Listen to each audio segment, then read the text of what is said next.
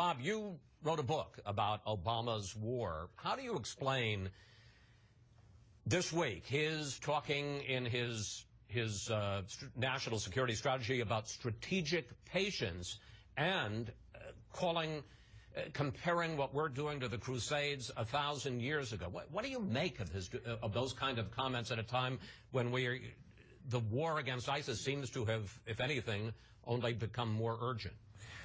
If you talk to people in the White House and the military, I think there's agreement, and John McCain's right, and General Flynn is right. There's no strategy. They have not sat down and said, this is where we want to go, and this is how we want to do it. And the measure of that, when you get in the weeds here, people from the White House are micromanaging the tactical situation on a daily and weekly basis. That's not their job. They have to kind of do strategic planning and say, what do we want to accomplish in the next year? Wait a minute.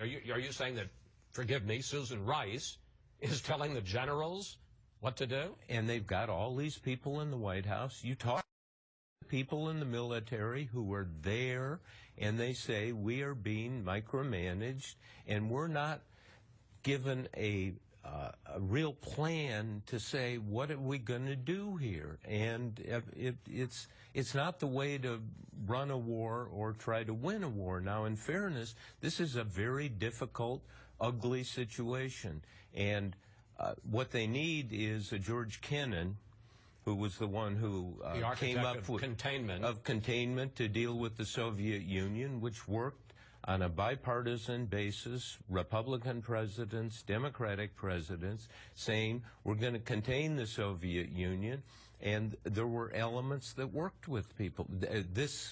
You talk to the working level people, and they say, where are we going?